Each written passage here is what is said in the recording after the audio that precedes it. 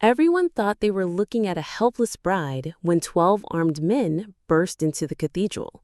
But what these criminals didn't know was that innocent Emma was a former Special Forces operative who had been waiting her entire civilian life for someone stupid enough to threaten her wedding day. And she was about to save 180 lives in the next 4 minutes. Meet Emma Claire Richardson, 29 years old. Auburn hair cascading in perfect curls. Emerald green eyes that held secrets deeper than anyone could imagine. Today was supposed to be the happiest day of her life. She was marrying David Mitchell, a fellow veteran who understood her better than anyone ever had. But Emma's past was far more complex than even David fully knew. 6 years ago, Emma served in one of the military's most elite special operations units. Her call sign was Phoenix because she could rise from impossible situations and emerge stronger. 3 tours in Afghanistan, 2 in Syria, behind enemy lines operations, high-risk extraction missions, and survival in the harshest conditions imaginable. Emma was at the peak of her military career when something unexpected happened. During a covert operation in a civilian village, she defied direct orders to protect innocent lives. Her commanding officers called it protocol violation. Emma called it doing what's right. That day, she saved 15 children from crossfire, but sacrificed her own career in the process. "You can't serve here anymore, Richardson," Colonel Harrison had told her that day. "We're processing your discharge papers." Emma left military life behind, but military training never left her. Her reflexes, strategic thinking ability, calm under pressure. It was all still there, just hidden beneath layers of civilian life, and now beneath white silk and wedding lace. Now, at Sacred Heart Cathedral in downtown Chicago, she was preparing to marry the love of her life in front of 180 guests. The cathedral was breathtakingly beautiful. Stone arches reaching toward heaven, stained glass windows painting rainbow patterns across marble floors, the scent of white roses and baby's breath filling the air. Emma's mother, Patricia Richardson, sat in the front row, crying tears of joy. Her father, retired Chicago police detective Robert Richardson, watched his daughter with pride-filled eyes. David stood at the altar waiting for her. Navy blue tuxedo, nervous smile, love shining in his eyes. As Emma walked down the aisle, everything felt perfect. The string quartet played Pachelbel's canon. Her cathedral train flowed behind her like liquid moonlight, and every step brought her closer to forever. Father Michael O'Connor had already begun the ceremony. "Dearly beloved, we are gathered here today to witness the union of Emma Claire Richardson and David James Mitchell in holy matrimony." That's when the massive oak doors at the back of the cathedral burst open with explosive force.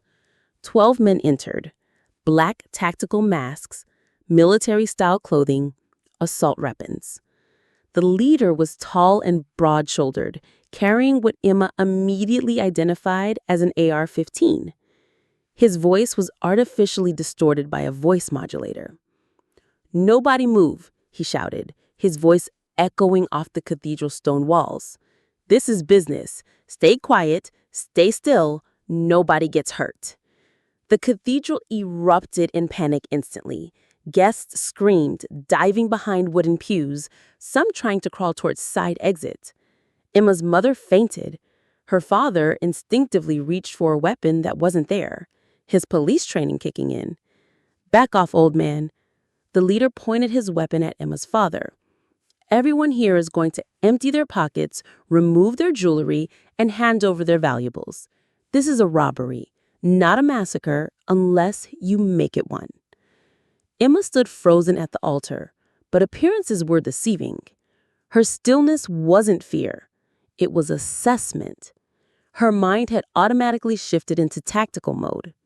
Years of special forces training engaging like muscle memory.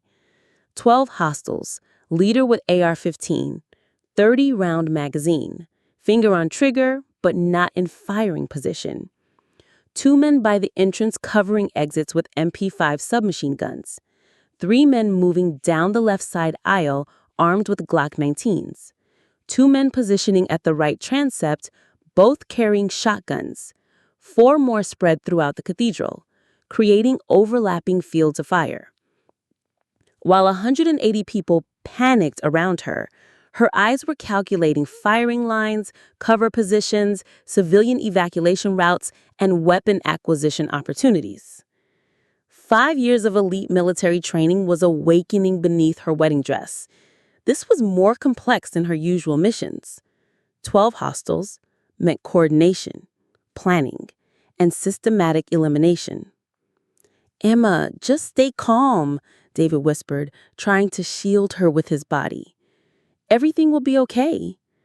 Emma looked at him. David's face showed fear and protective instinct. But David didn't know. Emma wasn't the one who needed protecting. Emma was the protector. The leader began walking toward the altar, his weapon casually pointed at the crowd. "Beautiful wedding," he said, mockingly. "Shame it has to end early. But we've got a schedule to keep. Everyone starts emptying their pockets now, or we start making examples." Emma's tactical analysis continued. Leader approaching, currently 12 feet away. If she moved fast enough, she could close the distance before he could bring the weapon to bear. But the other 11 were positioned to create deadly crossfire from multiple angles. This required more than brute force. It needed the kind of strategic thinking that had kept her alive through impossible odds overseas. An elderly man in the third row, probably in his 70s, was having trouble standing up. The panic had disoriented him and he was fumbling with his wallet. "Move faster, Grandpa," the left side gunman shouted, pointing his Glock at the old man. That's when Emma's training made the decision for her. Innocent lives were in immediate danger. Protocol was clear. "Please don't hurt him," Emma called out, her voice carrying perfectly in the cathedral's acoustics. The leader turned his attention to her. "Well, well, the beautiful bride wants to negotiate," he laughed, a cold sound that echoed off stone walls. "Tell you what, princess, you hand over that rock on your finger. Looks expensive, and maybe Grandpa gets to see tomorrow." Emma slowly reached for her engagement ring, but her movements were carefully calculated. She was measuring distances, checking sightlines, and most importantly, noting that the second gunman by the entrance had relaxed his stance slightly, more focused on watching the crowd than maintaining tactical awareness. "You know what?" The leader continued, stepping closer. "That dress probably costs more than most people make in a year. How about we add it to our collection?" Several women in the congregation gasped in horror. Emma's father started to stand up. "Dad, stay down," Emma said firmly, her voice carrying an authority that made everyone, including the gunman, pause for a moment. But Emma was already moving. In one fluid motion, she grabbed the heavy brass candelabra from the altar and swung it in a perfect arc, catching the leader's weapon and knocking it upward just as her knee drove into his solar plexus. The AR-15 went flying as he doubled over, and Emma's elbow strike to the base of his skull dropped him unconscious before he hit the marble floor. "Emma, what are you doing?" David shouted. But Emma had already acquired the AR-15 and was moving with lethal precision. The nearest gunman to her left was turning toward the altar, his Glock coming up. But Emma's military training operated faster than civilian reflexes. Single shot, center mass, target neutralized. The chaos that followed was systematic and brutal. Emma moved like a phantom throughout the cathedral, using the architecture itself as cover. Stone pillars became shields, Wooden pews became concealment, and the altar area became her command position. Years of urban warfare training had prepared her for exactly this scenario. She rolled behind the marble altar as automatic weapons fire erupted from multiple positions. Splinters of stone and wood filled the air, but Emma's mind was calculating angles and ammunition counts. 12 hostiles, but now 11. Each one had a specific position, a specific field of fire, and a specific weakness. The 2 men by the entrance realized what was happening and began coordinating their fire. But Emma was already 3 moves ahead. She used the cathedral's acoustics to her advantage, creating noise in one direction while moving in another. Her white dress, which should have made her an easy target, somehow seemed to help her blend with the marble and white flowers scattered throughout the space. "Drop your weapons." Emma's voice carried across the cathedral with absolute authority. But she wasn't waiting for compliance. She was systematically eliminating threats while keeping civilian casualties at 0. The men positioned in the pews tried to use the guests as human shields, but Emma's precision shooting skills allowed her to neutralize threats without endangering innocents. Each shot was calculated, professional, and devastatingly effective. One of the gunmen near the transept made the mistake of underestimating her because of the wedding dress. He stepped out of cover, confident that a bride couldn't possibly be the threat his team was facing. Emma's response was swift and final. The remaining hostiles began to realize they weren't facing a panicked civilian. They were facing a professional operator who knew exactly what she was doing. Their coordination broke down as fear replaced confidence. "Drop your weapons." Emma's voice had completely transformed. This wasn't the soft-spoken bride from moments before. This was Sergeant Emma Richardson, Special Forces, giving orders that carried the weight of absolute authority. The last 3 gunmen positioned near the back of the cathedral had witnessed the systematic elimination of their entire team. They found themselves facing a bride who moved like a force of nature, who seemed to anticipate their every move, who fought with the kind of precision that could only come from years of the most elite military training available. They dropped their weapons and raised their hands. "We surrender," one of them shouted. "Don't shoot." Emma kept her weapon trained on them while scanning for any additional threats. "Face down on the floor. Hands behind your heads. All of you now." Total elapsed time, 4 minutes and 12 seconds. 12 armed men neutralized. 180 civilians safe. The cathedral fell into shocked silence. 180 people stared at Emma in complete disbelief. She stood there in her perfect white dress, holding an assault rifle with professional competence, her hair still perfectly arranged, her makeup flawless. Emma engaged the weapon safety and set it down carefully. She took a deep breath and turned to address the congregation. "Is everyone all right?" she asked, her voice returning to its gentle, caring tone. Her father, Detective Robert Richardson, stood up slowly, his face showing professional recognition of what he'd just witnessed. "Emma, sweetheart, how did you—" "It's a long story, Dad." Emma smiled softly. "But maybe we should finish the wedding first." David was still standing at the altar, staring at his bride in complete shock. "Emma, what?" "I'm still me," she said, walking back toward him. "I just had to face my past a little sooner than expected." Father O'Connor, still trembling slightly, picked up his microphone. Should we call the police?" "They're already en route," Emma replied calmly. The cathedral's security system automatically triggered when the doors were breached. Indeed, sirens could already be heard in the distance, growing closer. Emma took David's hands in hers. "David, I know this is a shock. I have things to tell you, things I should have told you before." Now David's expression was slowly shifting from shock to understanding. "You were military." Really military? Special forces. 5 years. I wanted to tell you, but you wanted to protect me. David's voice was filled with realization. Emma nodded. My past is complicated. I might have enemies. I didn't want to put you in danger. David looked around the cathedral at the neutralized threats, at the 180 people who were alive because of his bride's actions, at the woman he thought he knew completely, but was only now truly meeting.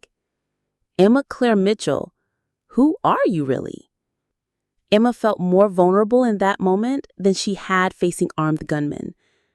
I'm someone who loves you more than life itself, but I'm also someone who took an oath to protect innocent people, and that oath doesn't expire when you leave the service. The sirens were getting very close now. Father O'Connor cleared his throat and approached his microphone. Given the unusual circumstances, perhaps we should complete the ceremony before the authorities arrive. A voice from the congregation called out, "Yes, finish the wedding." It was Emma's mother, Patricia, who had recovered from her faint and was now standing with tears of pride in her eyes. "That's my daughter! That's my brave, beautiful daughter!" The entire cathedral erupted in applause. Emma felt her cheeks burn with embarrassment. She had spent her entire military career operating in secret.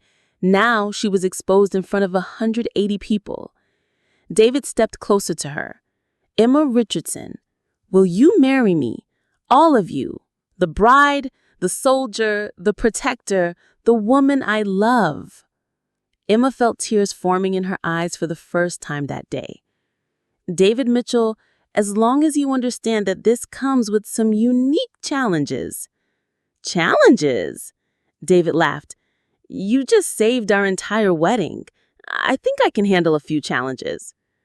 Father O'Connor raised his voice over the approaching sirens. "Then, by the power vested in me and under these most extraordinary circumstances, I pronounce you husband and wife. David, you may kiss your bride." As they kissed, the cathedral exploded in cheers and applause. The doors opened and Chicago PD tactical officers began streaming in, but they found a wedding celebration instead of a hostage situation. Detective Lieutenant Sarah Chen, leading the tactical response, surveyed the scene with professional amazement. 12 neutralized gunmen, 3 surrendered suspects secured, and 180 unharmed civilians. Who neutralized the threats? She asked, though the answer seemed impossible. "That would be the bride," Detective Richardson said, approaching with obvious pride and disbelief. "The bride?" Lieutenant Chen looked at Emma, who was now posing for wedding photos with David. "Ma'am, I'm going to need to ask you some questions." "Of course, but could we have just a few minutes for family photos first?" Lieutenant Chen studied the scene. 4 neutralized gunmen, 180 unharmed civilians, and a bride who looked like she just stepped out of a fairy tale rather than a firefight. "What's your background, Mrs. Mitchell?" Now Emma smiled. "IND served 5 years in special operations." "What was your call sign?" Emma hesitated for just a moment. "Phoenix." Lieutenant Chen's expression changed dramatically. "You're the Phoenix? The one from Operation Desert Storm?" Emma nodded reluctantly. "Holy," Chen caught herself. "Ma'am, you're a legend. They teach your tactics at the academy." Emma blushed deeply.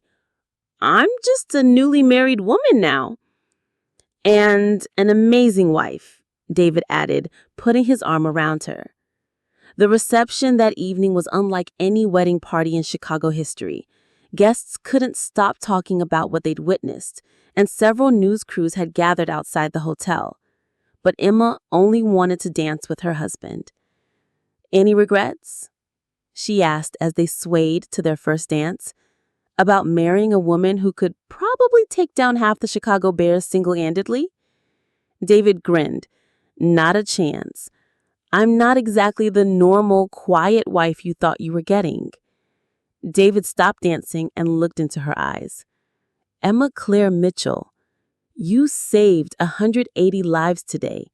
You protected everyone I care about.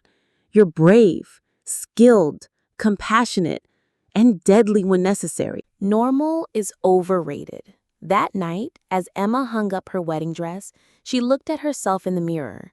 For 6 years, she'd hidden who she really was. Today, she hadn't chosen to reveal herself. Circumstances had forced her hand. But maybe that was exactly what needed to happen. She was still the woman who loved David with all her heart. She was still the daughter who wanted to make her parents proud. But she was also Phoenix, protector, warrior, guardian. And maybe, just maybe, she could be all of those things at once. The next morning, Emma and David read the newspapers together before leaving for their honeymoon. The headline read, "Bride single-handedly stops armed robbery, saves 180 wedding guests." The subheadline, "Former Special Forces operative Emma Mitchell neutralizes 4 armed men during her own wedding ceremony." Emma folded the newspaper and looked at David. "Well, there's no hiding anymore." "Good," David said, kissing her forehead. "I married the real you, all of you." Later that morning, as they prepared to leave for their honeymoon in Hawaii, Emma received an unexpected visitor. A man in a military uniform stood at their door. "Miss Mitchell, I'm Colonel James Harrison." Emma stiffened slightly.